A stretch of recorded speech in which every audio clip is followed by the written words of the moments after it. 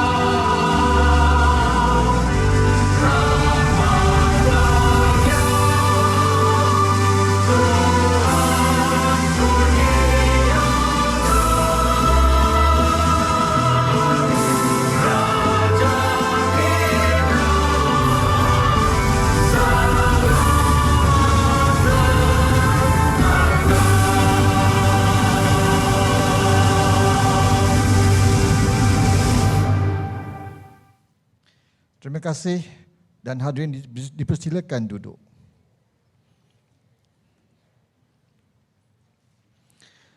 Terlebih dahulu, majlis ingin mengucapkan ribuan terima kasih kepada semua kerana meluangkan masa untuk bersama-sama matrik pada sesi panel Hub Pengetahuan 2022 bersempena MIHAS.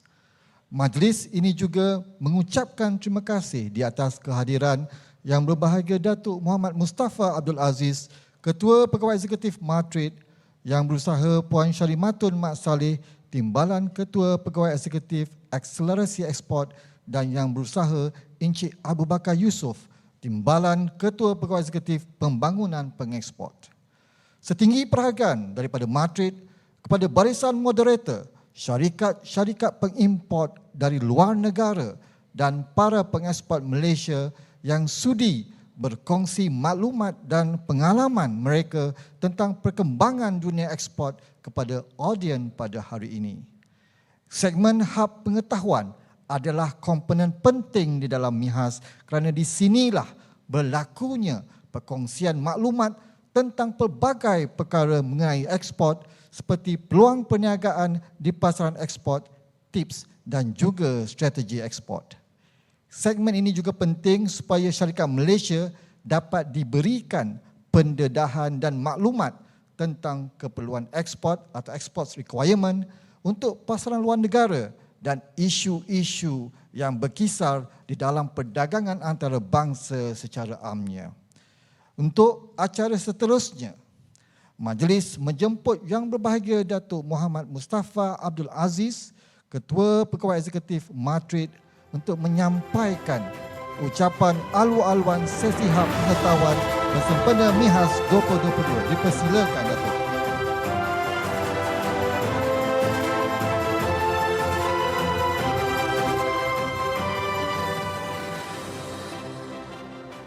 Terima kasih Tuan Syed Fairuz.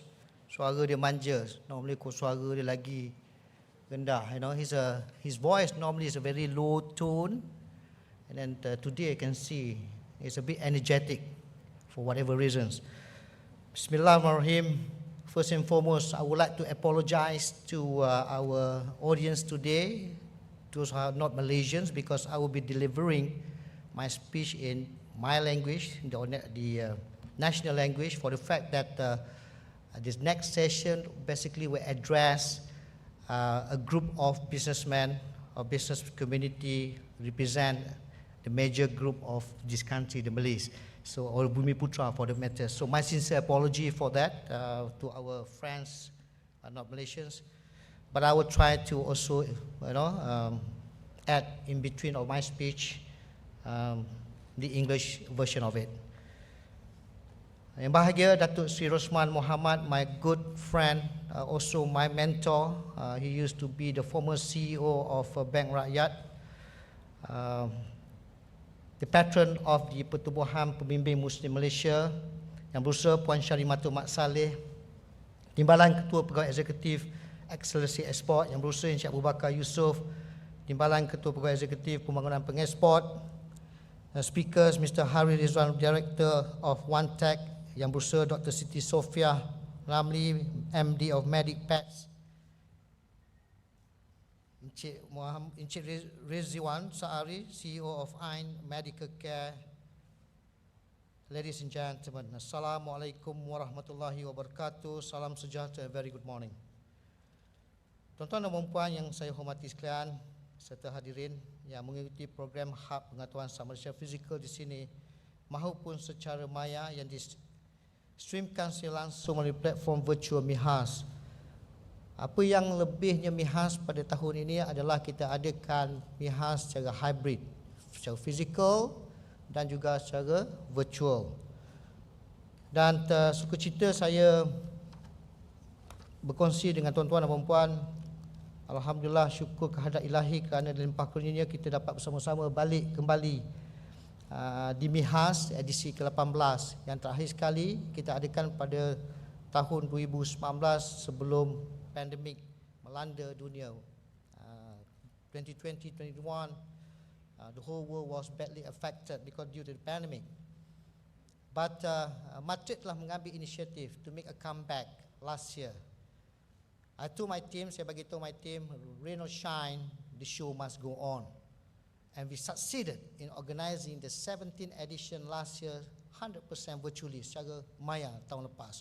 Dan sambutan yang amat menggalakkan, apatah lagi dari segi jualan in terms of sales. Kita telah menjana jualan ekspor potensi sebanyak 2.13 bilion, bukan million, billion.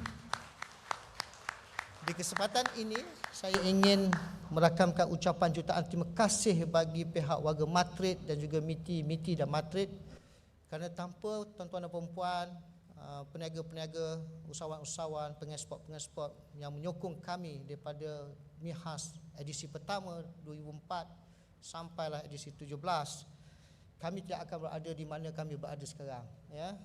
Dan semalam berlakunya pertemuan perdagangan di antara lebih 200 pembeli dan juga hampir 350 pengeksport. Itu secara fizikal semalam. It was physical punya session. But on top of that, we also have virtual yang menemukan lebih hampir 600 pengeksport fizikal dan virtual bersama-sama dengan 400 pembeli virtual dan fizikal.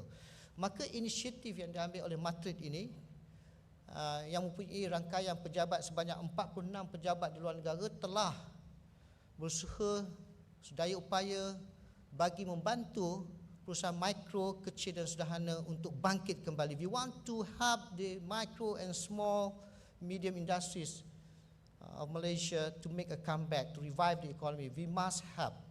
We need to do. And dengan kehadiran with the presence of 5 premium buyers, kita bawa daripada Amerika, kita bawa daripada Qatar, kita bawa daripada Turki, kita bawa daripada India, and one more from US. Kawan sahabat kita daripada US baju petak depan ni datang all the way, diorang datang dengan flight 26 jam ke Malaysia, and ramai di antara mereka semalam yang datang pembeli ni tak pernah datang ke Malaysia. Termasuk Madrid, saya mengarahkan bawa kaki tangan kami daripada luar negeri yang tak pernah hadir, tak pernah datang ke Malaysia supaya datang, dan mereka amat terkejut. Kaki tangan kita yang di sebelah sana tu 10 orang kita bawa. Saya tak nak bawa pegawai-pegawai saya di luar negeri, saya bawa kaki tangan yang bekerja di sana, pejabat Malaysia sana sudah datang. They were so shocked, terkejut melihat negara kita.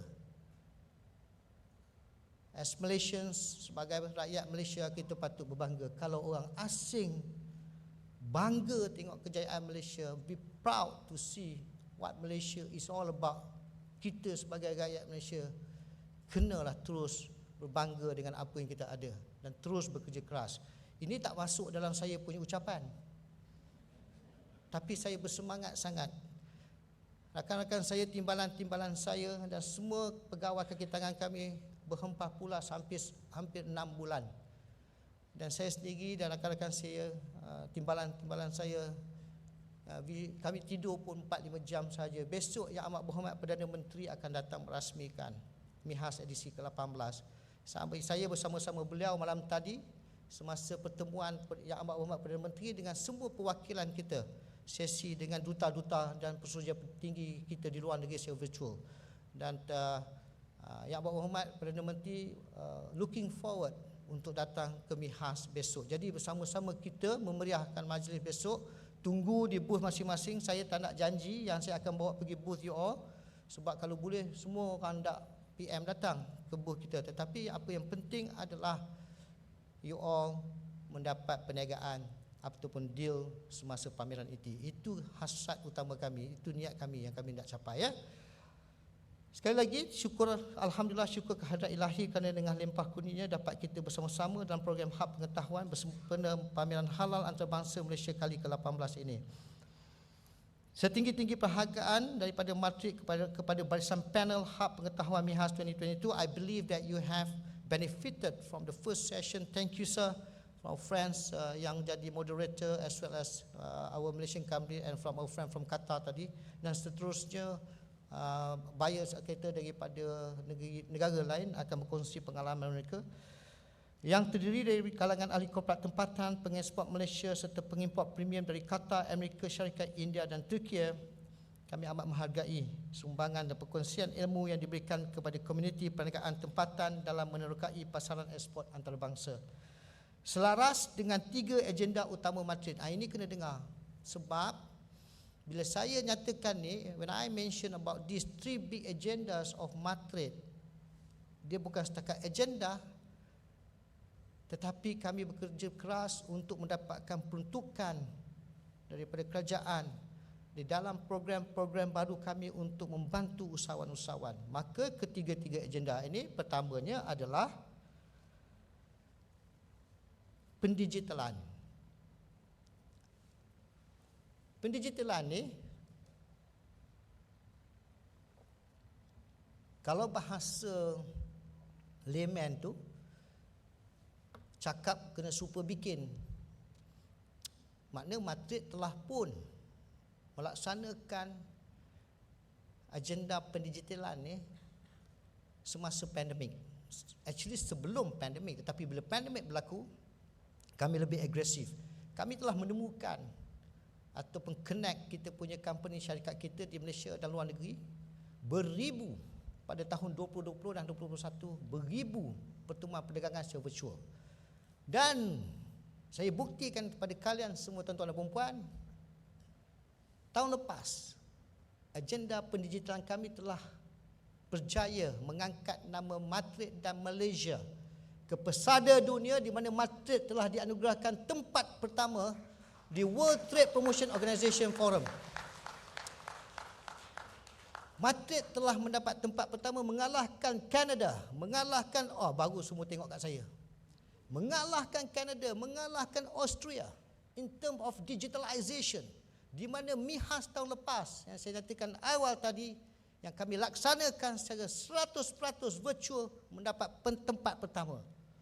Jadi sebagai agensi yang bertanggungjawab tentang ekspor negara, kami merasa bangga dan kami merasakan bahawa inilah masanya untuk kita bukan saja to create awareness, wawakan tentang agenda pendigitalan yang penting ni, terutamanya untuk usahawan mikro, kecil dan sederhana, tetapi kami perlu educate. Kita perlu mengajar bahawa pendigitalan amat penting. Kalau tuan-tuan dan perempuan tak boleh pergi ke negara tu, kita akan connectkan, hubungkan tuan-tuan dan perempuan dengan pembeli melalui virtual digital platform. Di dalam beberapa ucapan saya pada bulan 10 tahun lepas, saya telah membentangkan kepada Economic Action Council yang dipengusikan oleh Yang Amat Berhormat Perdana Menteri.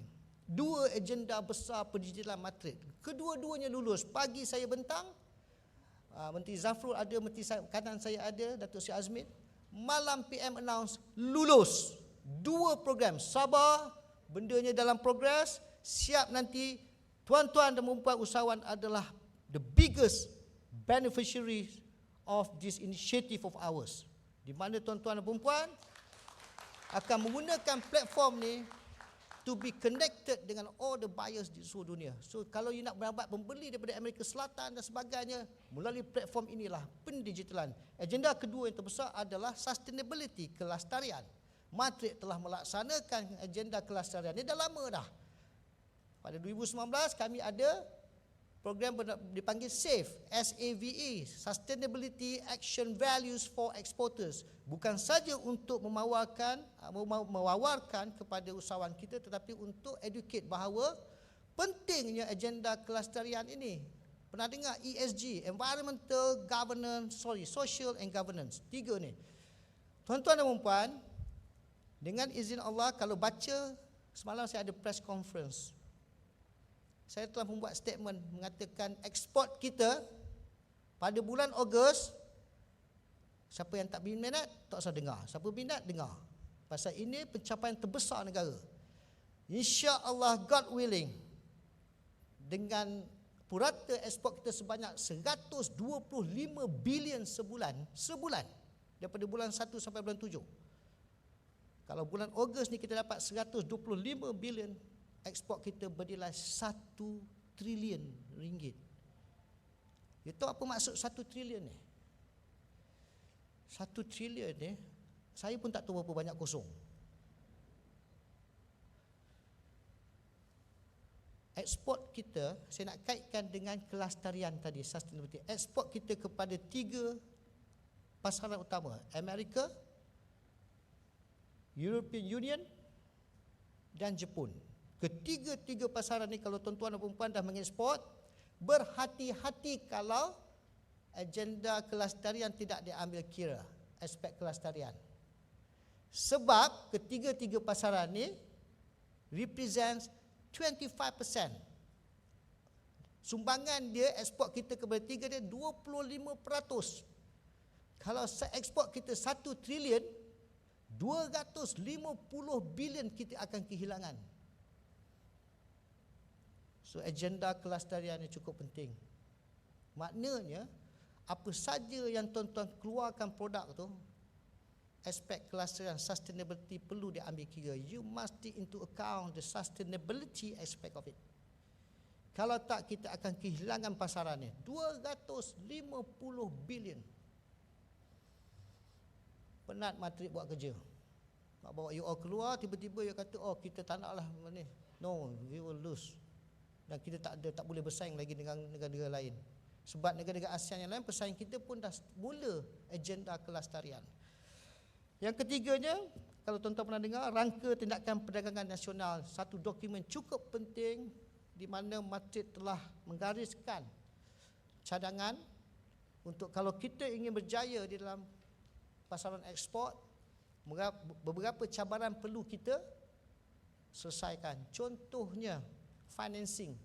Ramai yang mengalami masalah untuk mendapatkan bantuan kewangan. So kita telah mengadakan ada 8 kumpulan kerja yang dipengurusikan oleh Kementerian Berkenaan dan juga agensi-agensi berkaitan untuk membantu usahawan. So rangka tindakan pembangunan nasional ini cukup penting dan insya-Allah pada 2025 kalau kita dapat selesaikan masalah ni, usahawan mikro, kecil dan sederhana akan dapat menjadi usahawan-usahawan yang lebih berjaya dan besar. Jadi saya percaya perkongsian ilmu ini yang akan dikongsikan oleh panel kita akan memberi manfaat kepada komuniti perniagaan sejajar dengan hasrat kerajaan bagi melahirkan lebih ramai juara global champion di kalangan pemain industri untuk terus berdaya saing dalam merebut peluang ekspor halal yang tersedia. MIHAS sebagai pemacu nilai ekosistem halal telah memanfaatkan lebih 12,000 pengeksport Malaysia tempatan. Daripada 2004 sampai edisi hari ini 18, 12,000 usahawan mikro, kecil dan sederhana telah mendapat manfaat.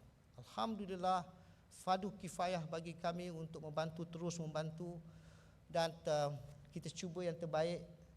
Tentunya tuan-tuan dan puan-puan, kalau datang Madrid, ada tak geran lagi MDG ni? Itulah soalan pertama. Ya, ada tak MDG? Ada tak ni? Ada tak tu? Ya. Jadi tak apa, nanti itu sesi kemudian kita akan perjelaskan, ya. Jadi sejak MIHAS ditubuhkan daripada 2004 sampai 2021, 12,000 pengeksport tempatan dan telah menyumbang 20 bilion ringgit kepada negara, ekspor negara. Tak nak tepuk? 12,000 kita dah tolong. We help 12,000 Malaysian exporters through MIHAS since day 1, 2004 until 2021. We have generated 20 billion worth of exports. Fikir-fikirkanlah, peranan tuan-tuan dan puan-puan ini besar. Kerana tuan-tuan dan puan-puan lah menyumbang kepada cukai pendapatan negara. Kerana tuan-tuan dan puan-puan lah juga mencipta peluang pekerjaan kepada rakyat Malaysia. You should be proud of yourself.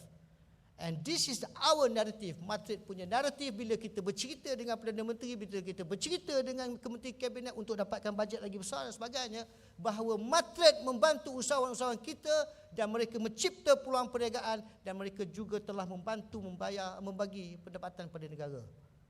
Besar peranan you all ni. You know, you all actually contributed a lot to the government. Ya, so patut rasa bangga lah. Nah, menurut laporan state, sikit je lagi. Menurut laporan State of the Global Islamic Economy 2022, pasaran halal global ni diunjurkan berkembang sebanyak 7.7 trilion US dollar. Besar. 7.7 trillion by the year of 2025. Jadi banyak peluang-peluang yang perlu diterkai oleh tuan-tuan dan puan-puan, dan kami ada 13 kluster sekarang ni. Yang saya sedih pagi tadi, saya kata Dewan ni tak penuh. I was a bit upset. Saya rasa sedih sebab pagi tadi, this morning, when we have our speaker from Qatar, salah satu one of the companies yang mempunyai pasaran pasar raya yang cukup besar, but not many Malaysians are here to listen and to acquire that knowledge, pengetahuan macam mana nak jual barang you kepada pasar raya dia. Sayang, kita miss that opportunity, kita terlepas peluang tu. Jadi harap bersabar. Kami Madrid cuba memberikan terbaik, menyiapkan semua kemudahan yang ada. Panggil Datuk Seri Rosman, panggil all the speakers untuk berkongsi pengalaman, their wisdom. Penting untuk you all dan dengar. Kalau you all boleh berjaya dalam masa 1 tahun, kenapa you nak tunggu sampai 5 tahun? Sebab kita bawa orang-orang ni yang telah berjaya di dalam pasar ekspor. Jangan rugikan peluang ni. And we are not charging you at all. We are not charging you at all. Ilmu ni you kena dapatkan. You must, saya bagi tahu pegawai kaki tangan saya, you must acquire the knowledge and the experience. How to acquire? You need to ask, you need to listen, you need to read, you need to engage, you need to network with other people. It's very important. Ya, saya dah berada dengan Madrid selama hampir 30 tahun, daripada rambut saya hitam sampai putih, sampai orang sucap bila they ask me, brother Mirza, to color back my hair. I said no way. Itu kan sahabat baik saya Mirza tu daripada Bosnia. Orang yang taat, paling taat dengan Madrid ni. Bukan taat, taat. Okey, so produk-produk kluster kosmetik dan yang terbaru adalah kluster art and culture, ya, seni mereka Islam. Sikit je lagi saya dah bercakap pasal kejayaan Madrid, di mana Madrid telah dinobatkan sebagai agensi perdagangan ekspor ataupun agensi ekspor yang paling berjaya dalam dunia dalam aspek pendigitalan bila kita menang anugerah penggalakan perdagangan dunia. Di mana ia dianjurkan oleh pusat perdagangan antarabangsa di International Trade Center yang berpengkalan di Geneva di bawah Pertubuhan Bangsa-Bangsa Bersatu. Ini cukup anugerah paling besar. Saya cukup bangga sebab 20 hampir 30 tahun I served Madrid for 30 years, and this recognition is really meaningful to me as a Madrider. And of course, for you Malaysians, there are few countries, saya tak nak sebut, foreign countries would like to learn from Madrid now how to establish an organization like Madrid in their country.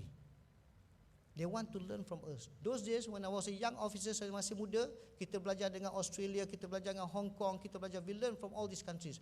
But now, they want to learn from us. Always remember to be the best. I keep on telling my officers, saya begitu pegawai saya, remember, there's no such thing as number 2. Always go for number 1, Jepun cakap. Number 1. Your target is number 1. We always go for the best. Ya. Kalau you dah go for the best, maknanya your preparation macam mana? You nak jual ke Amerika awal ni, mestilah packaging you, quality you, sustainability aspect, everything, every aspect you ambil kira. Macam mana persiapan you? Perfect. Kalau you tak dapat pun you puas hati because you have given the best. If you get number 2 baru you redha pasrah. Ini belum apa-apa dah redha lah, saya redha lah. Saya pasrah lah apa berlaku pun. Ni cannot. Always go for number. Kalau Jepun cakap, go for number 1. Kalau Italian kata, numero 1. Nak cakap bahasa lain, tak payah. Nanti tak faham semua. Alright. Last but not least, saya said we brought premium buyers from Qatar, Amerika, India dan Turki. They are here. Some of the buyers semalam, siapa yang tak terlibat, yang tak datang pada pertemuan perdagangan yang kami aturkan semalam di Madrid, mereka ni masih lagi akan merayap all the pavilion. They'll be visiting your booth kalau you participate. So take full advantage of their presence. Aspirasi kerajaan untuk meningkatkan kemahiran pengeksport. You tak percaya, Madrid sekarang ni dicari oleh semua jenama-jenama besar, syarikat-syarikat besar. Contoh untuk jadi rakan kolaborasi, strategic partner. They want to work with Madrid. I can give you a few names. Kerjasama dengan Google, kerjasama dengan CIMB, kerjasama dengan Standard Chartered, kerjasama dengan DHL baru ni. They want to work with us. These are all big brands, big names. Kenapa? Jawapannya pada anda semua, bukan pada saya. Kami cuma facilitate and assist. Kami cuma membantu untuk kalian berada di pesada dunia. Jadi kaitan kami dengan strategik ni cukup bermakna. Last but not least, besok bila PM dah Yang Amat Berhormat Perdana Menteri dah lancar tingkat 3, official opening of MIHAS. The first pavilion definitely will go to our pavilion, MITI dengan Madrid. We will launch the Madrid Digital Learning Platform. Sampai tahap tu kami nak bantu usahawan. Yang mana yang tak pernah ceburi pasaran ekspor, you go to that portal, we guide you for A to Z. Pertama, mestilah bergaya. Contohlah, nak mengekspor. Kedua, mesti ada duit. Ketiga, tak. Semua diajar dalam bentuk digital. We really mean business. We really want to help the SMEs and the micros. Yeah? Okay, sebagai penutup, sekali lagi kalau bagi saya bercakap, saya seronok cakap banyak benda. I want to tell you all. But after this, you have to pay when I speak. It is recorded, I'm just kidding, okay?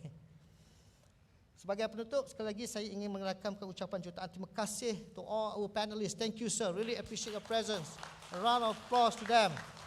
Dan juga moderator kita daripada pagi sampai petang ni, dan para hadirin yang hadir pada hari ini, terima kasih, jutaan terima kasih kerana meneruskan sokongan kalian kepada kami. Sesungguhnya kami mempunyai tanggungjawab yang besar, amanah diberikan untuk kita membantu semua usahawan-usahawan. Tetapi mungkin sebabkan kekangan, kami pun cuma manusia biasa, yang juga ada kekangan dari segi kewangan dan sebagainya.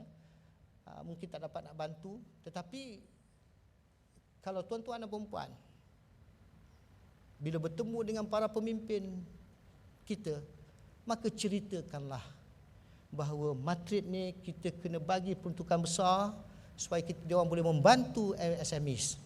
Barulah sampai mesej. Kalau saya je bercakap, dia kata betul Datuk Mustafa. Datuk Mustafa ni keep on telling that Madrid doesn't have money, doesn't have money. But when you see it, it gives a different impact. With that, ladies and gentlemen, once again, I thank you and I wish you all the best in your future endeavor. Assalamualaikum warahmatullahi wabarakatuh. Waalaikumsalam Yang Berhormat Datuk. Terima kasih Yang Berhormat Datuk di atas tiupan semangat bukan saja untuk para pengeksport syarikat Malaysia, malah juga kepada keluarga matrik yang ada di dalam hall ini. Majlis menjemput Datuk untuk kekal berada di atas pentas bagi sesi penyampaian sijil penghargaan untuk para panelis daripada sesi 1, 2 dan 3 dengan diringi oleh Timbalan Ketua Pegawai Eksekutif yang berusaha Encik Abu Bakar Yusof serta Puan Zalira Jaafar selaku Ketua Jawatan Kuasa Hub Pengetahuan 2022.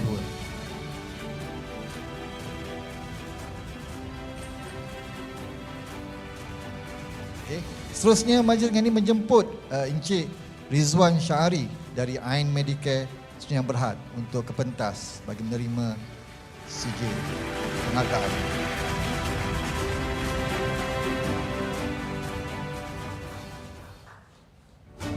Encik Azhar Hussein dari Deloitte Consulting Malaysia Sdn Bhd.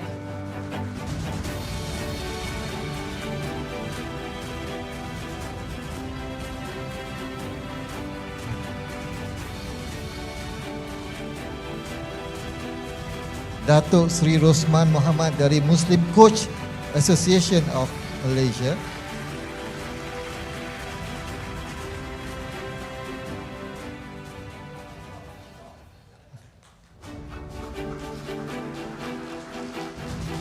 Cik Agnes Chan dari Kofas Services Sdn Bhd.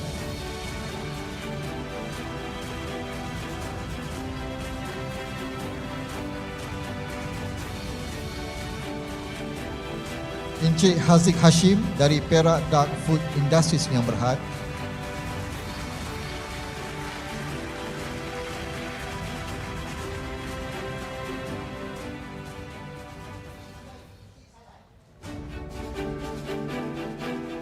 Mr. Shabir KV from Ansar Group of Companies Qatar.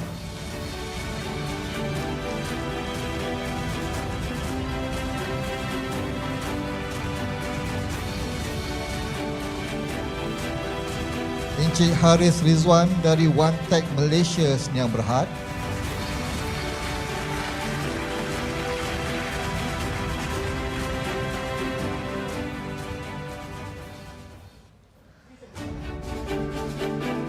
Dr. Siti Sofiah Ramli dari Medic Pets Malaysia Sdn Bhd.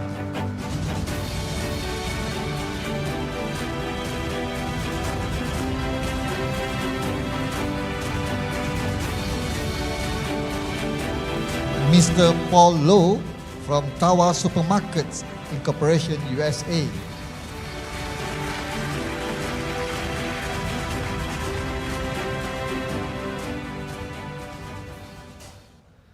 Dan akhir sekali Encik Muhammad Faisal Ahmad Fazil dari Tanah Merah Tropical Spa Sdn Bhd.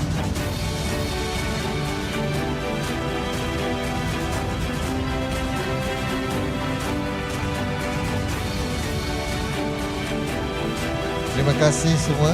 Seterusnya kita akan sesi bergambar bersama dengan Ketua Pegawai Eksekutif dan para panelis dijemput semua untuk mengambil tempat di pentas. Panelis.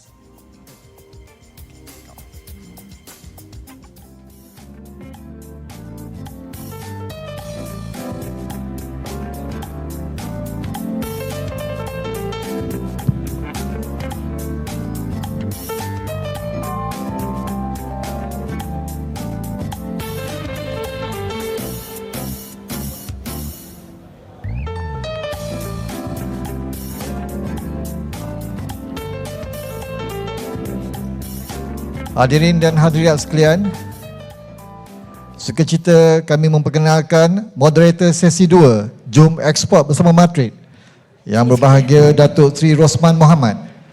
Beliau merupakan mantan Ketua Pegawai Eksekutif Bank Rakyat Malaysia dan kini adalah penaung dan penasihat Pertubuhan Pembimbing Muslim Malaysia atau MCAM dan juga Professor of Practice di Putra Business School Universiti Putra Malaysia. Seterusnya juga diperkenalkan panelis pertama kita pada hari ini iaitu Encik Rizwan Saari, Ketua Pegawai Eksekutif Ain Medicare Sdn Bhd. Syarikat ini yang berpangkalan di Kelantan mengeluarkan produk farmaseutical dan juga peranti perubatan. Panelis kedua kita pada hari ini adalah Dr. Siti Sofia Ramli yang merupakan pengarah urusan Medic Pets Malaysia Sdn Bhd. Syarikat Medic Pets merupakan pengeluar produk berkaitan dengan haiwan peliharaan yang berkonsepkan inovasi bioteknologi dan kini telah pun menembusi pasaran ekspor di beberapa buah negara. Dan panel akhir kita pada sesi ini, kita sangat bertuah untuk dapat bersama dengan Encik Haris Rizwan yang merupakan pengarah One Tech Malaysia Sdn Bhd. Syarikat beliau mengeluarkan perabot yang berteraskan kelestarian sustainable industri kayu atau green furniture. Seterusnya, majlis ini mempersilakan Yang Berbahagia Datuk Seri Rosman Mohamad untuk memulakan sesi 2 Jom Ekspor bersama Madrid. Dipersilakan. Bismillahirrahmanirrahim. Alhamdulillah Rabbil Alamin. Wassalatu wassalamu ala Sayyidina Muhammad Syafi'il Anbiya'i wal Mursalin wa ala alihi wasahbihi ajmain. Terima kasih Tuan Syed. Terima kasih pada semua yang hadir. Saya juga nak ucapkan terima kasih pada tengok panel-panel kita daripada yang berumur sikit, yang muda. Kita campur-campur pagi ni. Now the whole idea saya kena conduct ni dalam bahasa Malaysia, but I also understand that ada yang juga bahasa mungkin semua orang Malaysia boleh faham lah bahasa Malaysia. Tapi in the process saya akan campur-campur juga sikit lah, so that to berikan penekanan tentang apa yang kita nak sampaikan. Jadi format kita agak berlainan sedikit. Daripada sekarang hingga pukul 1 suku insyaAllah. Every presenter ni akan memberikan sedikit sesi tentang company mereka, tentang apa yang mereka buat. We listen to them. In the process saya may interject, tanya soalan dan sebagainya. Then after kita dah dengar tiga-tiga orang, then kita akan open for question, for clarification dan sebagainya.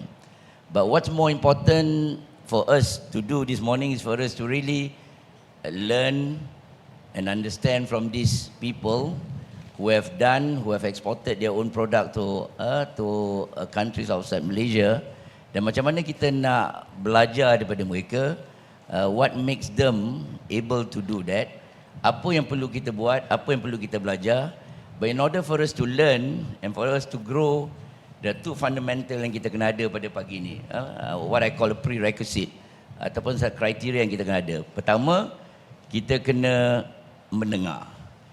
Mendengar means kita juga kena hayati apa yang kita dengar. Kalau kita tak hayati apa yang kita dengar, we end up cuma dengar, keluar masuk telinga kanan, keluar telinga kiri itu saja. But we want to feel, kita nak faham apa yang kita dengar. That's the first step. Second prerequisite, we must have an open mind. We may have different product, we have different services, we may in different industry, but it doesn't matter. What matters is apa yang perlu kita belajar, what can we learn from these people and how we can apply to our own situation. That's the kind of objective we try to achieve at the end of the day, so that bila kita habis sesi kita nanti dalam pukul 1 suku, there's something that we can take home. Remember, the panelists and saya sebagai moderator, we're not here to impress the audience. We're here to make a difference in your life. Hopefully with that, we can move on from here. So to start off, saya perkenalkan the speaker yang pertama, yang taklah berapa muda, tapi kacak agak lagi, Encik Rizwan kita, to say something about his company, about himself or his product. Silakan.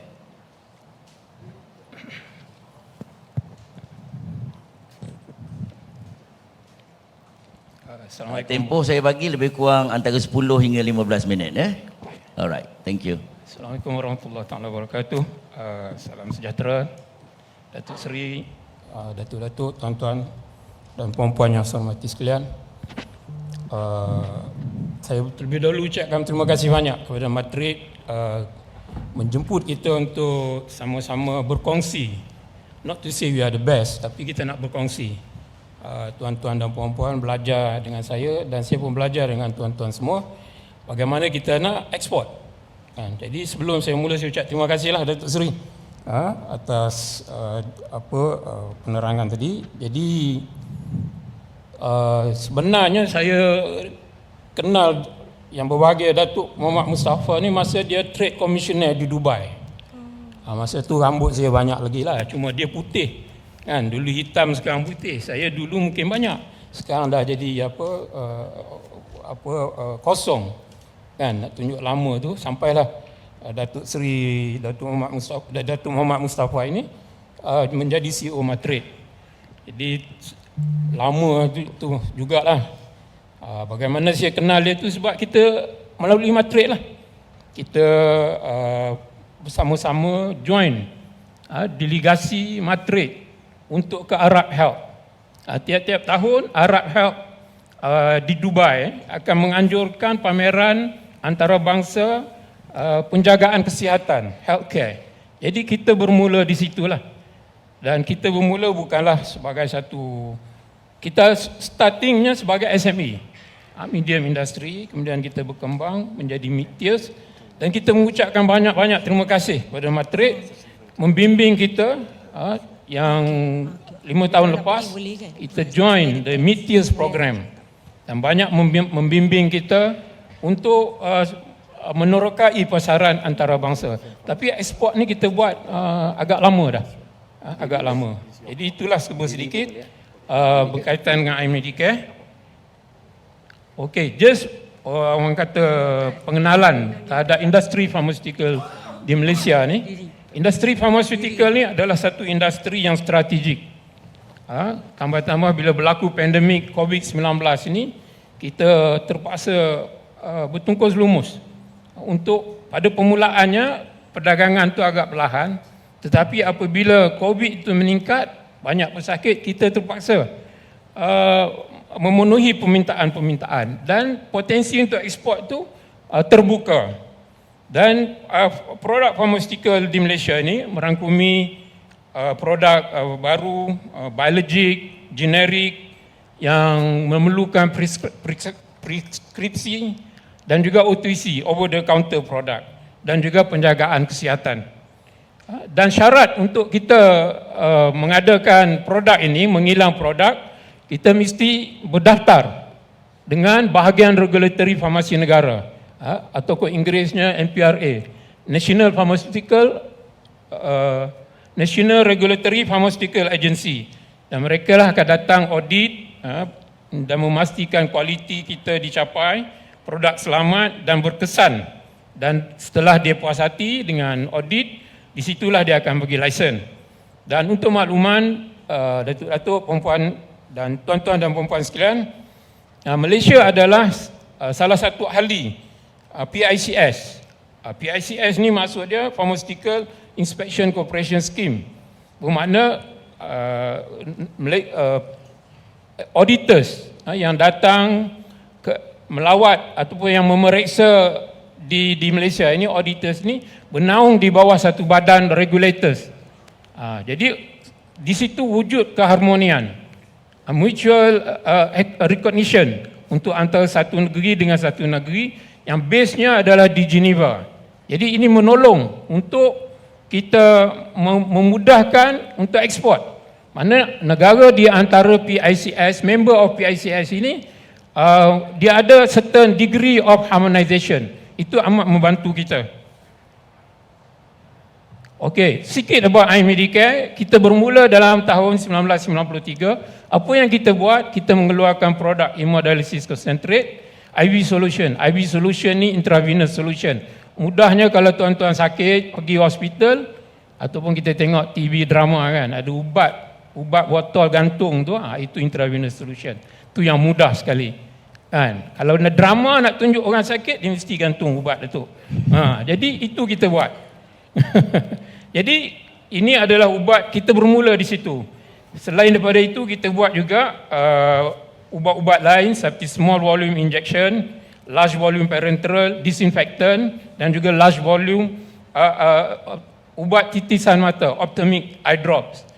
Disinfectant ni ya, masa pandemik baru ni banyaklah digunakan, dan ini membantu untuk kita memasarkan pasaran kita.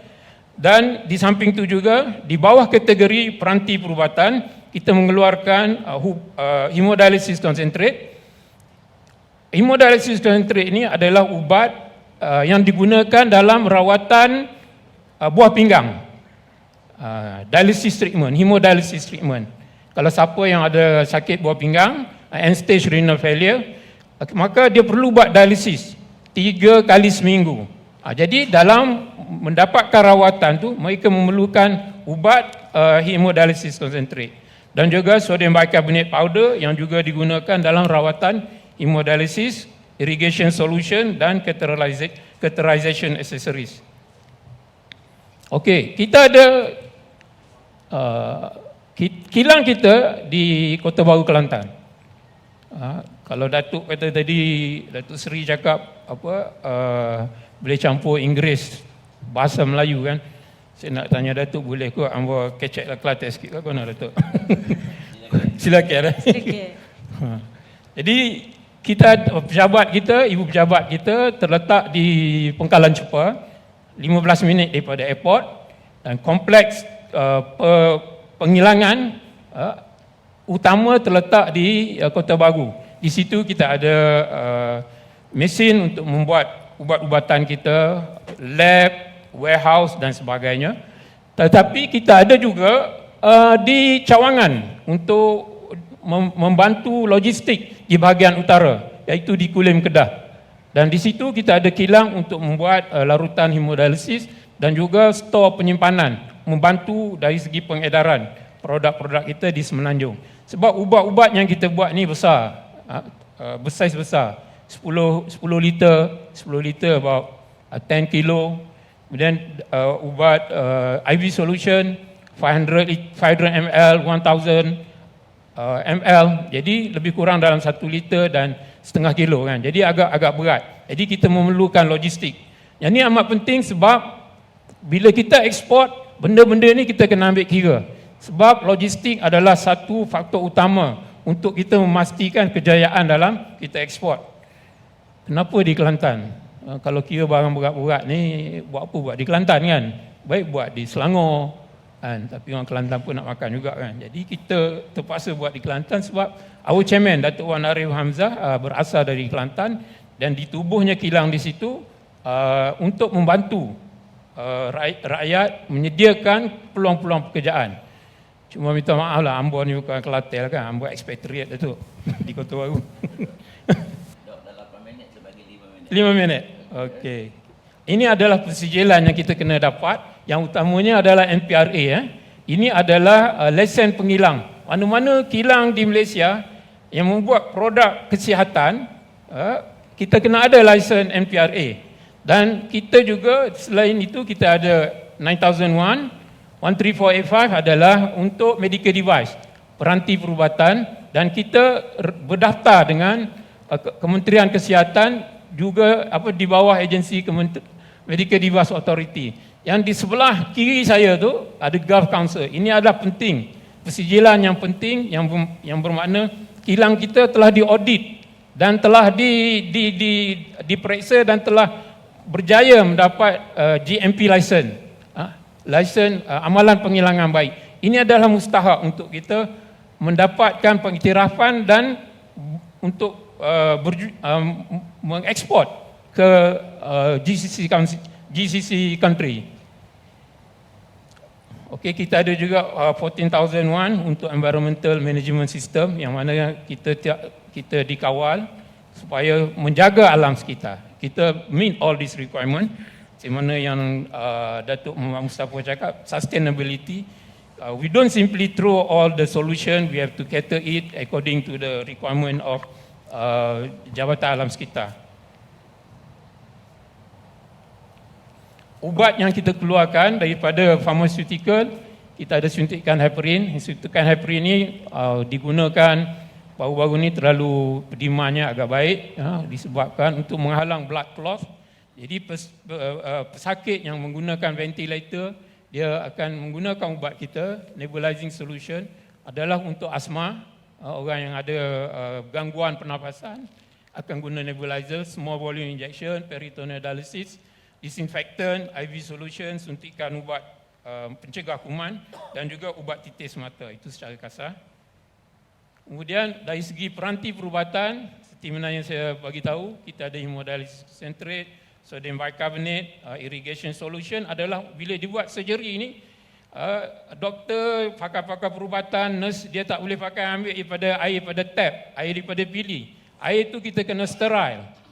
Bermaksud sterile sini tidak ada kuman dan tidak ada bahan-bahan toksin. Jadi kita mengeluarkan produk tersebut dan kita juga menghasilkan aksesori untuk catheterization. Aksesori untuk catheterization ni kadang-kadang bila doktor masukkan IV catheters, dia ada blockage. Jadi kita menyediakan pre-filled syringes untuk flush the catheters. Ini adalah sebahagian most of the country yang kita ekspor lah. Mainly concentrated in Southeast Asia. Ada juga di sebelah dunia hemisfer North America, Paraguay dan Dominican. Kita ada juga ke Papua New Guinea, Tonga. Ini adalah usaha yang berterusan. Usaha yang berterusan untuk kita melalui program-program pengeksportan kita dan juga kerjasama dengan Matrade untuk memastikan kita dapat ekspor ke negara-negara yang saya tunjukkan lah. Dan apakah sasaran pelanggan kita? Bila kita jual barang, kita kena identify. Kita kena kenal pasti siapa pengguna utama.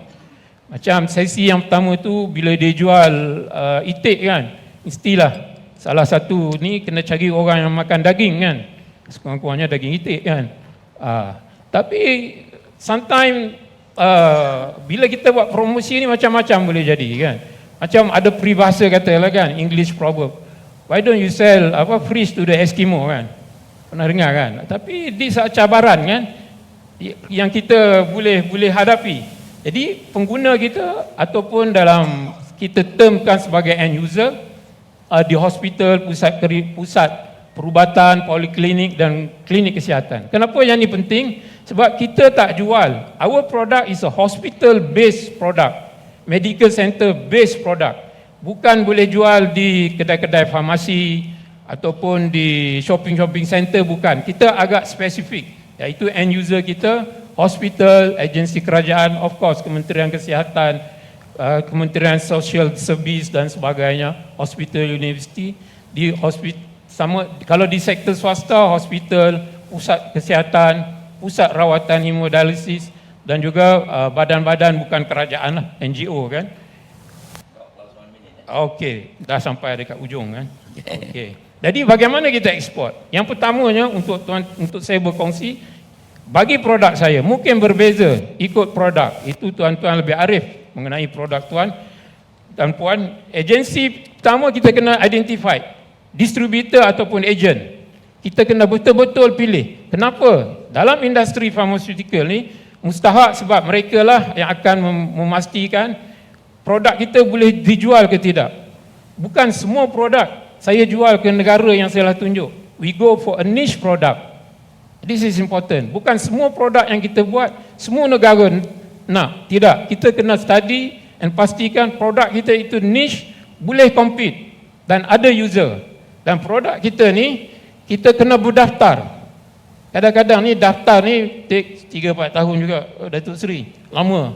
Dan kadang-kadang dia kena datang audit tempat kita. Nak pastikan betul ke ada kilang ataupun backyard industri.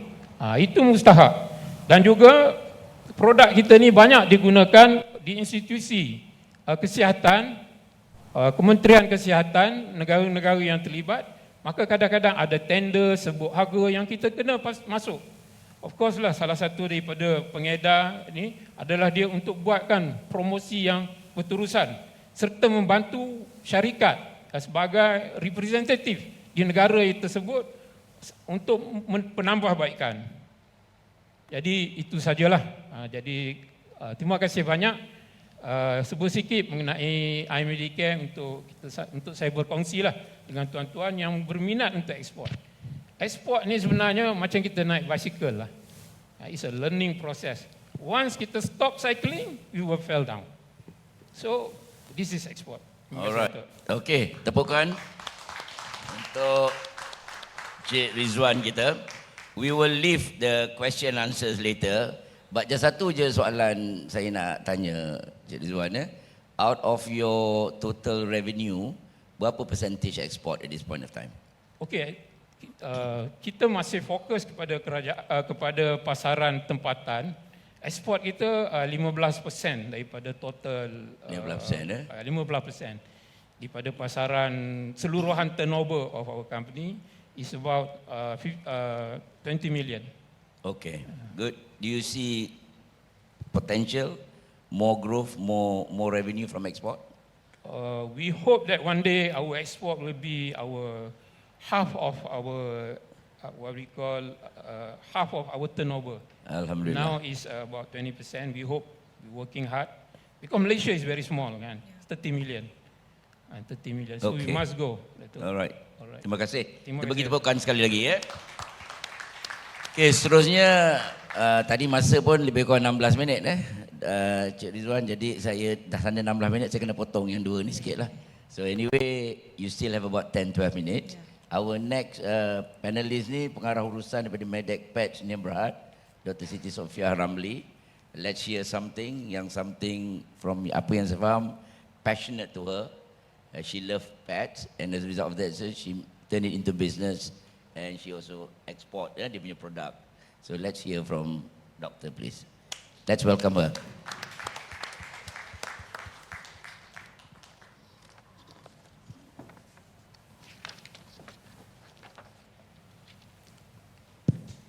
Testing. Okay.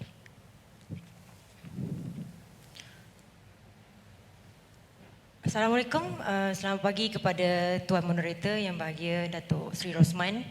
Yang berusaha saya ucapkan kepada Puan Zalila dan juga barisan all my traders dan juga dear respectable exporters, members of the floor.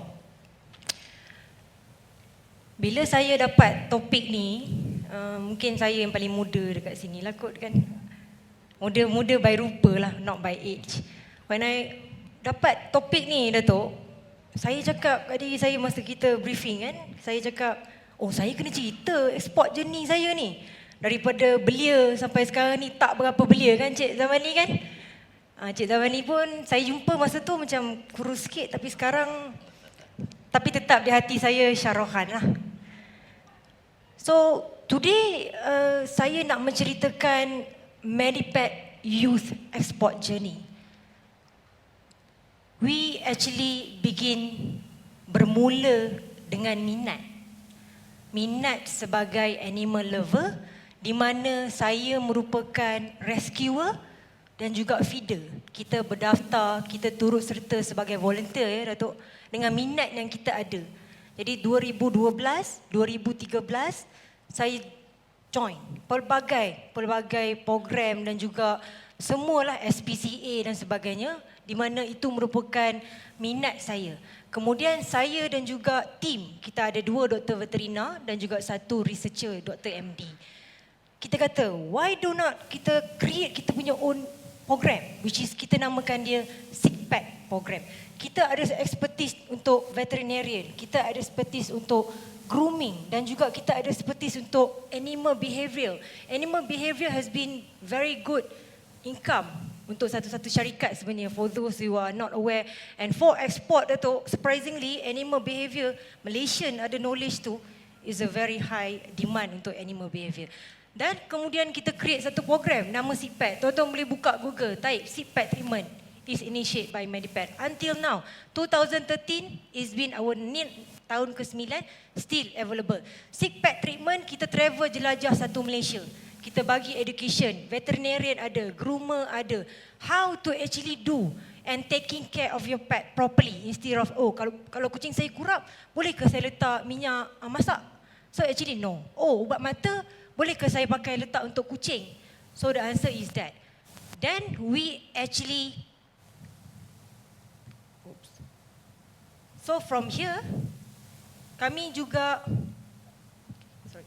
so from the pet owners ini, kami when the program we identified that actually masalah yang paling banyak dihadapi oleh cat rescuer actually kucing luka. So from that, kita fikir, oh, kita dah ada sick pad, which is sick pad, kucing sakit. So why do not kita create medic pads? So now we have sick pad, kucing sakit, we need to have a medication. Because we have the expertise. So daripada minat, kita menjadi passion. So which is starting from our own minat, kita dengan ada passion dengan kepakaran yang kita ada, kita jadikan dia passion di mana kita gelar sebagai manufacturer. 2014 untuk mengatasi masalah luka, haiwan-haiwan yang banyak ada untuk kita bagi sebagai free, kita bagi percuma kepada semua NGO. Kita create wound management dan 2016 barulah kita create medic pads. 2022 we become the main supplier kepada Jabatan Perkhidmatan Veterina, supply kepada 61 pet shop, 30 pet klinik dan juga kita ekspor ke Brunei, Thailand dan juga Cambodia. Bila orang tanya kita, oh what makes you different? Overseas semalam saya jumpa very good INSP program. Semuanya buyer interested. And then ada satu buyer, Animal Feed Fatlock. Dia tanya saya, ini mungkin tuan lagi expert. Oh, apa beza produk you dengan produk orang lain? I mean like, what makes you different? If you talk about you are natural or organic. Oh, kita ada produk that kind of natural dan organic. So I believe that you are much more expert. Those are in the pharmaceutical industry. But what makes us different? With our expertise and passion, kita create a product that using minyak kelapa dara and it cured within 3 days. Then it spark the audience. Oh, if you are talking, kalau kita pakai sakit kepala, ya tuan kita pakai paracetamol. Paracetamol is content of drug and juga chemical. So we are 100% natural based. But the thing is they ask, oh, you are using natural based. How can you cure a wound within 3 days? So that is where our passion and innovation from Malaysian youth veterinarian, we created a product that 100% using natural base, clinically tested and proven. And recently kita berdaftar juga dengan World Institute Veterinarian di Germany dan juga kita offer to the audience a money back guarantee. Let's say kalau produk ini tak berkesan di dalam pasaran overseas, kita kata it's fine, kita offer you a money back guarantee. Then bila kita create this kind of innovation, we say, why don't we create only one? We have the expertise, we can do a lot. Our export journey continues with our exploration of the first thing, which is set of our grooming product. So this is all the product that we actually do. We have antibacterial shampoo kalau kucing ada masalah kutu. Kita ada antifungal kalau kucing ada masalah kurap. Kita ada kucing bulu guguk. Kita ada organic fur spray. So this is actually not kita create within a day. We created based from the information, based from the program yang kita join, based from the public response, what actually we are doing. So that is actually also an important element. We learn through years that what is the customer want. Starting from minat, changing our passion, and now we're actually creating 28 range of product and supplying to all Asian market. When we actually have the product, and then we realize that, oh, now we have the opportunity, the spread, the rumor spread. Oh, kita ada produk ni natural dan pasaran sangat meluas for this kind of product. I was given a chance tomorrow yesterday dekat US. Dia tanya soalan yang sama. Oh, kita ada banyak pasaran-pasaran produk-produk US yang natural. What makes you different? Ya tak? So they asked me this kind of question. So we started with Asian market. Why we started with Asian market? We have done market study. Understanding the market study, we must be very selective. We cannot just jump. We have to know what we do best. And this assistant under Encik Raja has been assist us very, very well. Dan juga we actually started our export journey through Brunei. When we actually started our export journey in Brunei, we are quite confused. What actually the Bruneian nak sebenarnya? Bila kita came out dengan a few, Coach Astri, we came out dengan a few product dekat sana. Oh, kita tak nak ini, kita nak this kind of product. So they actually change the product according to what they want. Then we realize, oh, this is not all about us. It's about pelanggan. Apa pasaran yang ada di sana. Dan juga pasaran dan cat lover di sana adalah kebanyakannya adalah cat person. Ada kucing. So instead of we are having a packaging yang semua ada kucing, orang kata cacah merbah punya packaging semua ada, we create a specialization for the market, which is we create a full range of product, but we cater for the market. Then, we actually managed to go under EAM program. Kita pergi kepada Cambodia. Tuan Rafi ada kat sini still. So, bila kita ke pasaran Cambodia, kita identify that, oh, bila kita offer 5 range, oh no, I only want shampoo. Kita pelik pula, kenapa dia nak shampoo saja? So, apa kita buat? Kita visit the location. So, the understanding the market demand is very important. It's not about you, it's about them. What they need, it's not what you are serving. So, adjusting to the right market is also very important with your product. So kita came out dengan shampoo. Masa tu kesempatan tim Matrade datang visit, Puan Zalila pun ada. Kita share pasal produk ni. Kita dah masuk ke Indonesia. When we actually dapat this inquiries dan juga untuk order, we are quite surprised. Kita share untuk 2. They only want a shampoo because di Cambodia kebanyakannya adalah penggemar anjing. Kucing tiada. Jadi groomers di sana nakkan shampoo. So kita cadangkan 2 shampoo. Surprisingly, they place an order for both order. Then the last one is Thailand. Kalau if you can see, the logo dah tukar. Tapi the Thailand market still insists, oh, we want the logo with the stethoscope. I say, why? Because in Chatuchak market they are supplying, if people are buying without the logo stethoscope, they will not buy. We supply the new logo, they were like, oh no, even it's a little bit cheaper. No, we want the one pink color with stethoscope. So, we have gone everywhere on our own at first. Tapi kita tak dapat close order. Kita pergi join, belanja 10-20 ribu, balik. Pergi join jumpa meeting, ketuk-ketuk pet shop. Do you want to buy? The first photo. Okay, jual lah sikit, 10. Oh, saya dah export. Is it I dah export? Berjaya jual. Then, we realised, we managed to get a contact number from Johor, which is Matrade that representing. So, kita dapatkan information dan juga, what is it market yang Brunei nak. Then, we have been channeled to Petlink, which is the biggest pet manufacturers and distributors by Matrade. Boom! We are in Brunei within 30 days. So I was like, oh, okay. Then, let's go. Cambodia. We sit down under EAM, Export Acceleration Mission.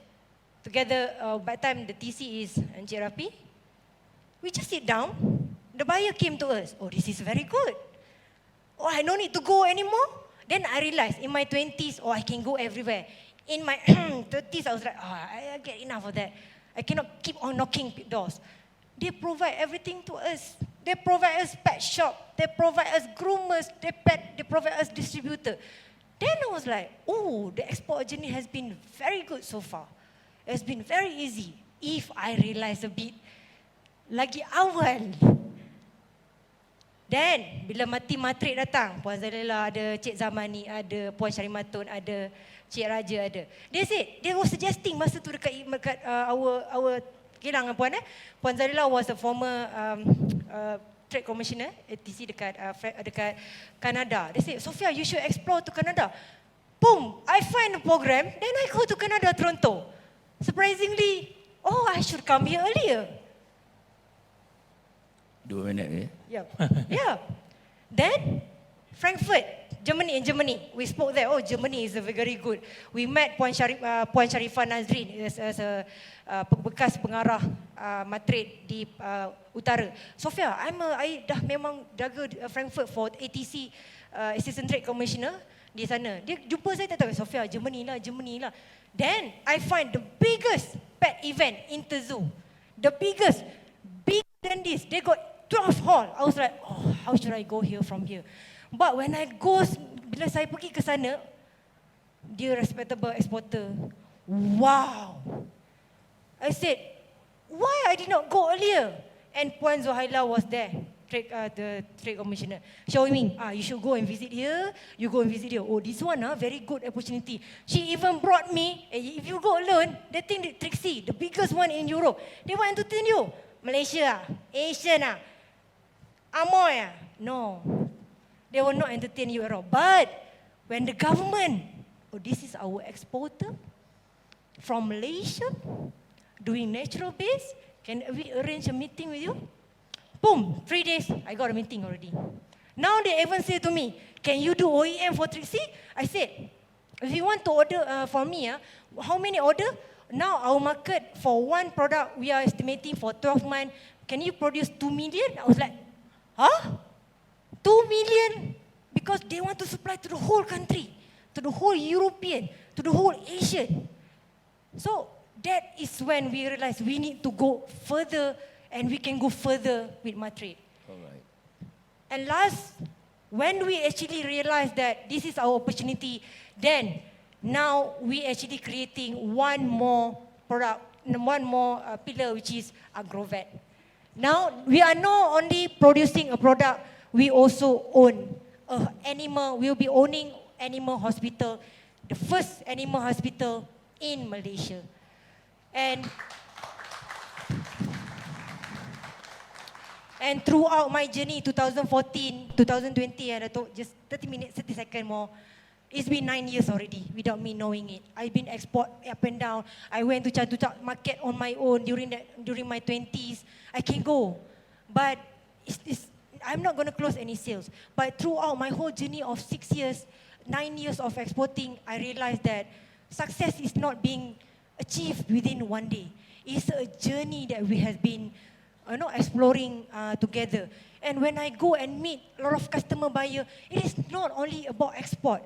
Then I learn there is more than export. I realized that, when I meet a lot of people, one, relationship. I had a relationship with Matrade. Been so long. Second is commitment. We are both parties are committed to export. Last but not least, we are talking about respect with our distributor. When we got a respect with them, they believe in you. They are actually proud to actually carry your product. And throughout my export journey together with Matrade, I'm proud to say this is Medipad, and Medipad is made in Malaysia product. Thank you, All right, Matrade. thank you very much. You see, if you look at the two speakers before kita panggil yang the Green Carpenter kejap lagi, you can see in their voice, you can see in their heart, you can see the passion in them. So if many of you out there want to be successful, one ingredient you must have, you must be passionate about what you want to do. Look at Dato' Mustafa tadi, ya. I know this guy for quite some time. Look at him. He talks about the agenda of Matrade and all that. You look at the passion.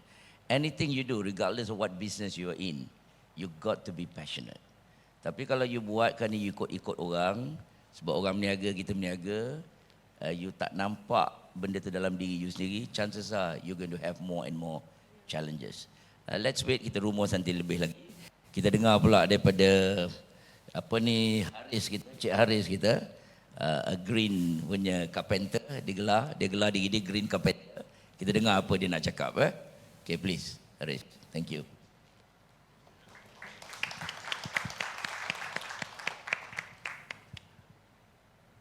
Time saya berumur 11 tahun,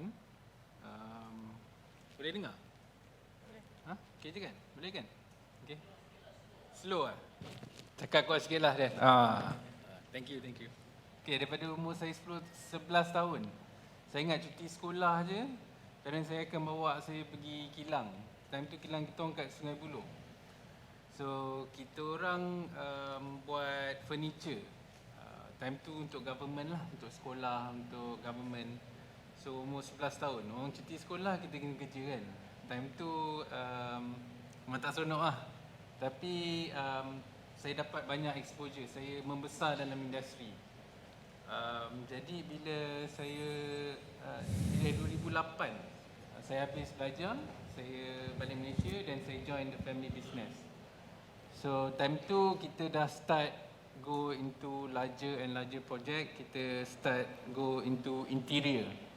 So kita buat bangunan, kita renovate 20 tingkat, kita buat 100 bilik. So macam-macam projek kecil dengan besar yang kita handle lah. And few years after that, saya start tengok macam mana saya boleh bawa the company ni ke satu arah atau another level lah. And masa tu juga sebab saya dalam industri dah lama, so saya tengok ada banyak masalah dalam industri. Salah satu kita tak kisah pun kayu kita datang daripada mana kan. And kita terlampau create banyak sangat waste. Siapa yang in construction site, ada in construction site tak? Ada in construction, you know like ada banyak sangat waste being created by the industry.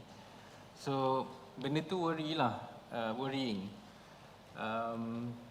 And 2012, end of 2012 I think, saya come across satu statistik. Malaysian punya rate of deforestation at that time was one of the highest in the world. So tu yang saya rasa tak sedap lah, sebab industri saya relate directly dengan forestry. So that's why in 2012 we changed the business model. So we want to move toward a more sustainable atau lestari. Ni 10 tahun lepas ni kita nak gerak ke arah green.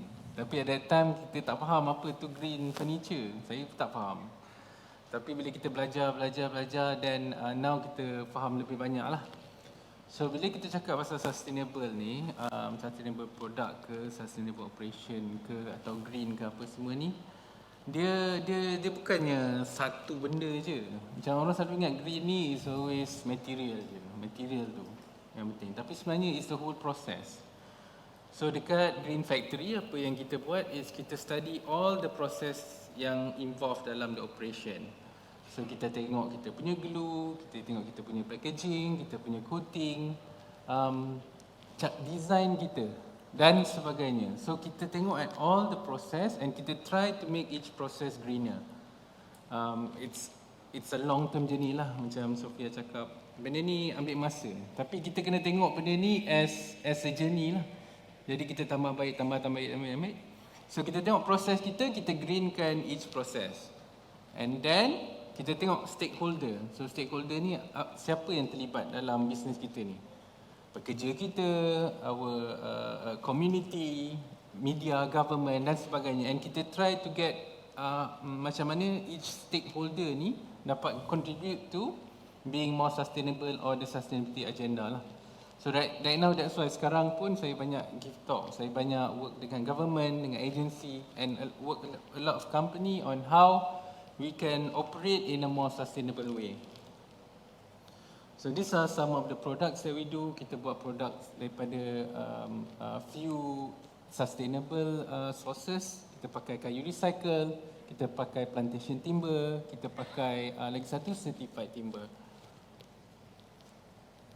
And kita pun customer ada banyak yang high profile as well. Kita alhamdulillah dapat work dengan Coca-Cola, Rolls-Royce, Acer dan sebagainya. And diorang semua datang kat kita. Sebab apa dia datang kat kita? Saya tak ada pun pergi ketuk, knock on their doors. Tapi diorang datang sebab dia nampak benda tu, usaha kita yang kita dah buat. And then diorang company sekarang dia nak tengok benda tu, dia bukan tengok material, dia tengok the whole thing. Okay? So alhamdulillah we are doing okay and we are growing. Of course kita ada banyak masalah dan sebagainya. And bila kita cakap tentang stakeholder tadi, salah satunya ialah pekerja lah. The Malaysian timber industry is one of the largest in the world. Malaysia exported to more than 160 countries. Our industry is sangat besar and sangat kompetitif. Tapi a lot of the manpower atau pekerja dalam industri adalah foreigner. So while there's nothing wrong with that, kita nak tengok macam mana kita boleh get more young people dalam the industry. So as of now, we have around 46 staff, 90% are local. And 80% are actually youth below 35. So kita ada banyak orang local yang want to work with us. And they are smart kids. They are kita ada master kids, kita ada kids ada yang menang award, kita ada dean's dan sebagainya. They want to work. So kita kena stop perception that young people tak nak kerja dengan 3D industry. They want and they can, provided you create a environment yang conducive for them. So bila kita pindah ke kilang baru kita, mula-mula kilang saya dulu kat Sungai Buloh, sekarang kilang kita dah kat Ampang. Tapi one of the, bila kita pindah tu, saya letak satu kontena dekat kilang saya. Sebab sekarang kontena tu kita buat dia jadi designer punya office lah. Tapi kenapa ada kontena tu? Sebab kita memang nak bergerakkan arah ekspor. Ni kita letak, ni komitmen I. Jadi ada kontena tu kita ingat kena ekspor. And then senang, ada kontena tu kita boleh tahu berapa banyak boleh muat meja, berapa banyak kursi. So it helps us. And it gives a symbolic thing lah to what we do. But of course, kita ada few issue yang kita kena tangani. We have sent our product to more than 20 countries, but because of COVID, our export memang teruk. So because we are unable to meet our customer, unable to go exhibition, unable to do a lot of different things. Yang still moving is Singapore lah, senang near. But lain semua is not doing well. Even our agent, our partners semua pun not doing well. But right now we are hopeful since the borders are open dan sebagainya, so we will do more of this. We used to have around 10% of our revenue comes from export. Of course it goes down, but we want to see in the future how it can be more than half lah of our revenue comes from export. And what I want to add few more is in term of method. Kita selalu ingat export ni kena container load, kena banyak-banyak. Of course they are, and of course if your business permits you, then you go towards that. But at the same time kita jangan lupa e-export. Kita parcel, saya banyak hantar parcel. Singapore, Thailand, adalah few other. Tapi so we need to work in term of different ways. Different business have different way of operating. Macam for us, we are not a mass production company. So we know, kita tahu diri kita and kita tak nak compete pun. So kalau kita tahu kalau kita compete dengan mass production punya people, confirm harga kita akan mahal. Jadi kita find what is our niche. Macam Cik Izzuan cakap kan. What is our niche? So our niche, kita fokus on sustainable product, quality and design. So tu yang alhamdulillah we get the traction and all that. And what we need now is more support juga, and also it's internal lah. Kalau kita nak, insyaAllah kita can lah. That's for me lah. Thank you very much. Okay, terima kasih Haris. Now we are going to open for discussion or some soalan sekejap lagi. But what I'd like to summarize, kalau you dengar tiga-tiga speaker tadi, saya dah tekan. Ini based on research, bukan saya yang cakap. You can Google, research ni been done by Gallup di US. Dia kata kalau kita nak berjaya sebagai pemimpin, sebagai usahawan, sebagai somebody yang really want to go up in your life, you want to move up in your life, regardless lah whatever you do, dari segi career ke, dari segi bekerja ke, business sebagainya, you got to have these 5 elements. I want you to go back later to think about whether you have this or not. Yang pertama, you must ada wawasan. You must have a vision. You kena nampak benda tu dalam minda you. There's a saying that everything is created twice. First is in the mind. If you're not able to see what's going to happen to you, you're not going to go far in your life. Itu pertama. Yang kedua dia kata kita kena ada drive.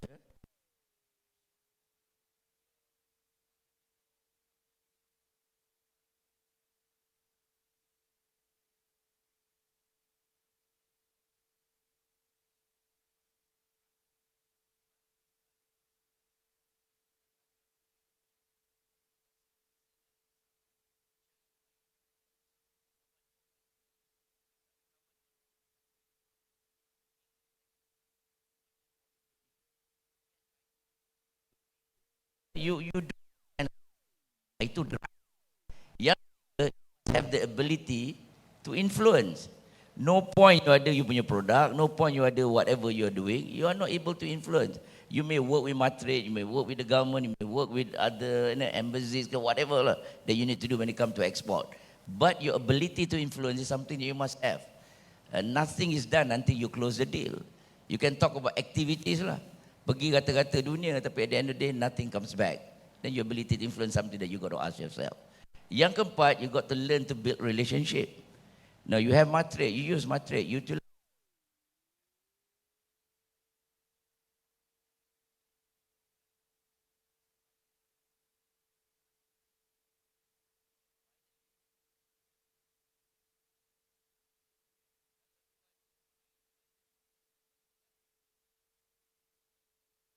berangan, jatuh, mati and so forth. Nothing wrong being marginin. Nothing wrong berangan. Tapi what is wrong if you are not able to execute whatever you have in your mind. So that's something I want you to go back and think about it. And maybe you ask yourself where I am. Maybe there's something I can do. Now, time for question and answers. Kita dah pukul 1 dah lebih masa tapi kita start dia lewat dah. Tak apalah, kita boleh habis apa? Satu suku boleh. Now it's about 1, so we have 15 minutes. Okay, can we open for question and answers? Ada siapa nak tanya soalan? Kalau live pun boleh tanya, kalau nak apa? Guna apa kod pun boleh. Ada siapa nak tanya? Oh dah. Oh saya tak nampak. Ada soalan dekat skrin ni. Okey. Sektor farmaceutical merupakan industri yang dikawal selia secara teliti oleh Kementerian Kesihatan Malaysia dan global. Okey, apa soalannya? Mohon kongsikan cabaran yang dihadapi AIN Medicare dalam pasaran ekspor. Silakan. Okay, terima kasih yang bertanya. Cabaran ni memang banyaklah kan. Tapi apa in English saying kan. English saying if you have a will, you have a way kan. Kalau bahasa Melayunya kata di mana ada kemahuan di situ ada jalan. Kan kalau kita tengok cabaran ni tak habis. Kan tapi macam mana cabaran? Kita study market lah senang. Senang sebab dunia ni luas. Datuk Seri, dunia ni luas. Jadi kita identify. Sebab dalam industri pharmaceutical ni ada market yang low regulation, ada medium regulation, ada highly regulated. Highly regulated ni macam USA, Japan, Australia, Canada. These are all highly regulated. And it's very difficult and tough because they will come and audit you. The GMP inspection must be passed. That is the first step. And secondly, product also you need to register. Kita kena daftar dengan badan-badan regulatory ini. Jadi kita pilih. Bila kita bermula, kita pilih negara-negara yang dalam ASEAN ni.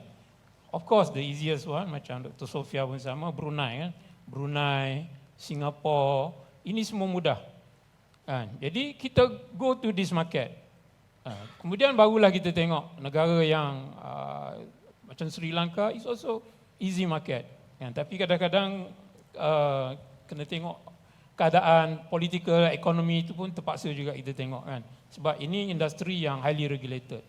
Jadi cabaran yang pertama dah halangan regulatory.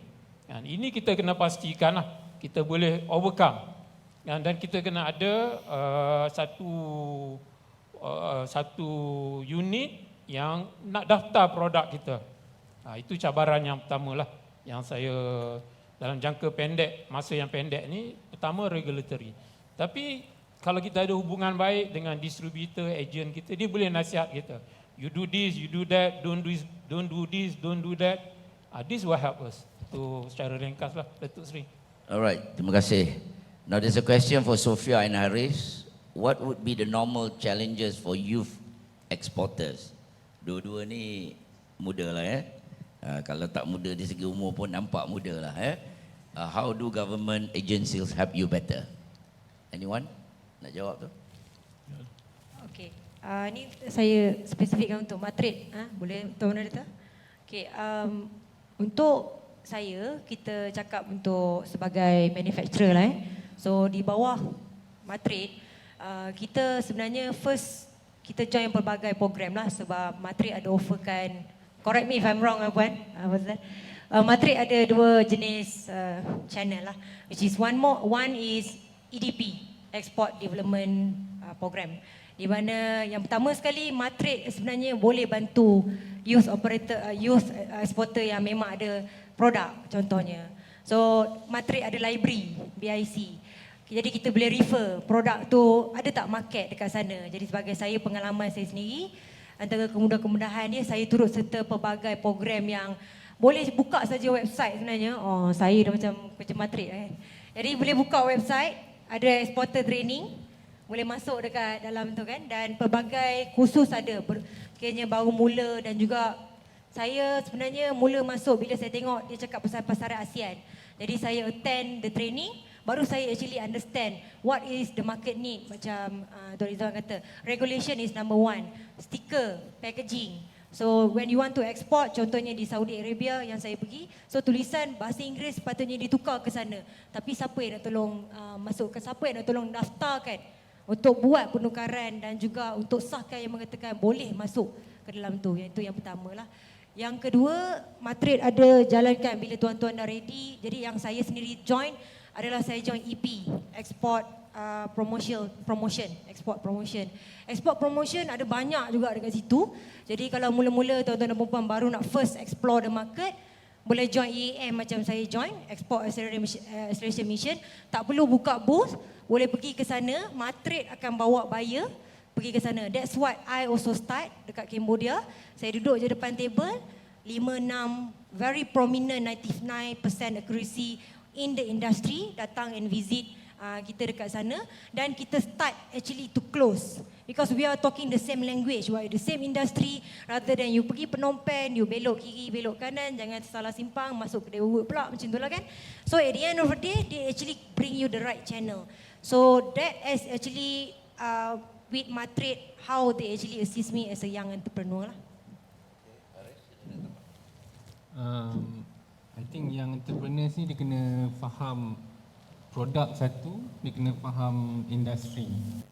So macam kita tahu industri kita very strong. Kenapa, siapa who are the players and kenapa dia strong. So kebanyakan Malaysia ni kita banyak OEM, so kilang-kilang besar, tapi they don't have their own brand, they don't have their own design.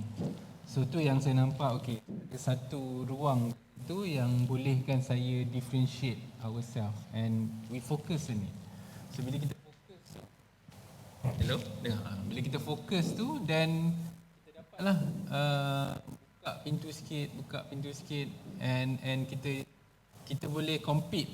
Maksudnya kalau dalam right now kat Malaysia, kalau in term of green timber or wood product, I would say we are number 1 lah. So to that level, tapi it takes 10 years lah for us. So benda ni ambil masa, dan orang muda ni tak sabar. So kena sabar sikit lah, and study. So study, lepas study, then bila you faham you punya market, then sebenarnya you boleh help Matrix. I pergi mission Matrix daripada I kecil, daripada parents I lagi. They also involved dengan Matrix, ada program, and then I ingat lagi tentu I sekolah menengah, I kena jaga booth dekat Budapest. Time tu Budapest tak ada teacher kat English tau. So I time tu budak kena jaga, and adalah translator. Tapi it's like macam ayam dengan itik lah. Tapi memang tak dapat hasil pun time tu. Tapi it's a good experience, and experience tu lah yang buatkan kita grow and grow. So time tu lah, go through the process lah. Okay. Terima kasih Sofia Haris. Dah 1:06 minit, so saya tahu banyak lagi soalan-soalan yang ada tu. Ada tak soalan daripada floor ni? Ada, yang angkat tangan tu kat belakang tu. Silakan. Saya cadangkan mana soalan-soalan yang tak berjawab, mungkin Matrix boleh kumpulkan soalan tu. Testing. They can respond to that. Yeah, please. Hi, my name is Fahad. I got a question for Miss Sophia. Okay, Miss Sophia, as far as I know, if you're doing export, import and export, there's 2 things that you need to empower yourself. Number 1 is when you talk about selling, you need to persuade people, and you need to persuade people, and also bargaining during the bargaining process. So how do you excel in that particular segment in the export industry? Thank you.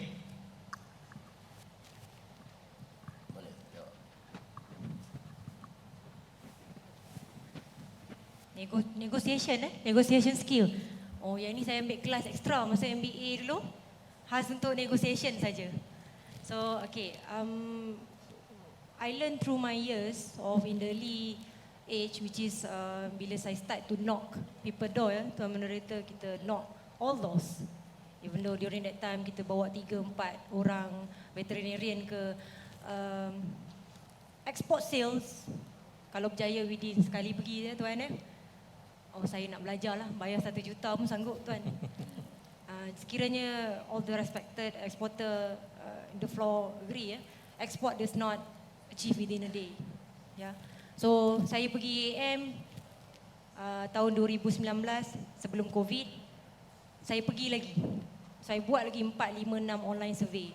So what is actually the key point in order to get and close the deal is definitely to build a trust and relationship. So throughout the whole journey, bila you bargaining, dia orang akan cakap the first standard tu aja, oh I want 70%, 30%, FOB price, naya.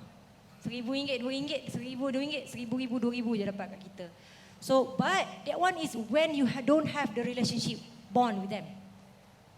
And when you have a relationship, they trust you. They say, oh, you got potential customers. You start to supply. Whatever that you say, you deliver. Betul tu aja.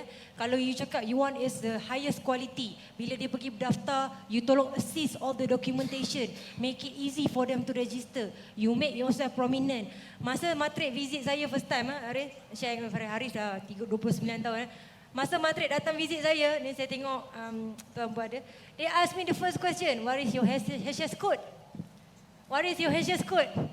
Oh, ketak letut But we know our HS code. We must know, sir, from US, right? We must know our HS code. So once we know our category. So same goes to your buyer. Your buyer will ask that kind of question. And when you actually build the relationship, trust me, like Saudi Arabia, saya dah ke Dubai, UAE, what actually happened is they introduce us. I got this one pet for horses product good. UAE berkembang kepada Saudi tuan. Dan juga saya pun baru ni bawa balik daripada Qatar. Qatar pun saya pergi. So di link 3 dah sekarang. Start daripada UAE, build relationship dengan buyer dekat sana. Channelkan kita ke Saudi dan sekarang ni kita ke Qatar. So to answer your question sir, build a relationship, you must know as well what actually they are looking for, and within times, inshallah, you will get more export market. Alright. Is there anyone in this room, if you don't ask this question, you cannot sleep tonight? You must ask. Ada tak? Yang mesti nak tanya. Kalau tidak, kita boleh rumuskan. Ada siapa? Kalau tak ada, yang lain tu nanti kita dan jawab. Hari pun dah 1:10. I just want to close with this story a little bit. In 2009, saya ke Omaha, Nebraska. Saya jumpa Warren Buffett. You all kenal Warren Buffett? Kenal Maybe top 5 richest man in the world today. And then in the process, bukan Warren Buffett kenal saya. Dia tak kenal saya. Saya kenal dia. In the process, saya try to tanya dia satu soalan. I said, Warren, if I want to be like you, what should I do? Then Warren looked at me and said, young man, be humble and learn as much as you can. Think about it. Be humble and learn as much as you can. Now I see these three speakers, not only they are passionate, but they are also humble. Look at Haris, look at Sophia, look at Rizwan. They're humble human beings. Because there's a definition of humility. Humility are people who don't think less about themselves, except they think about themselves less. Nothing wrong feeling good about yourself. Tapi you tak payah nak fikir sangat pasal diri you. So you can see in these speakers, so I just want to congratulate 3 of you. I think there's something that we learn from them. I personally also have learned from them, and let us give them a big hand. I also like to thank Matrik for inviting us, especially me. Orang tua-tua ni kadang-kadang tak ingat sangat. Tapi kita walaupun tua, jiwa muda. We are just young at heart. My slogan in life, my age stop at 48. I will be 48 forever. Now, thank you to Matrade and thank you to everyone who participated. And I think take this learning, take it home, and kick it around, see whether it makes sense or not in your own business, in your own life. If it makes sense, use it. You have them, you have their contact. You can always reach out to them, ask questions, because that's the only way we can cut short our learning experience. We don't have to be old to become wise. We can become wise by reading, by asking questions, by learning from other people. With that, saya sudahi dan wabillahi taufiq wal hidayah. Wassalamualaikum warahmatullahi wabarakatuh.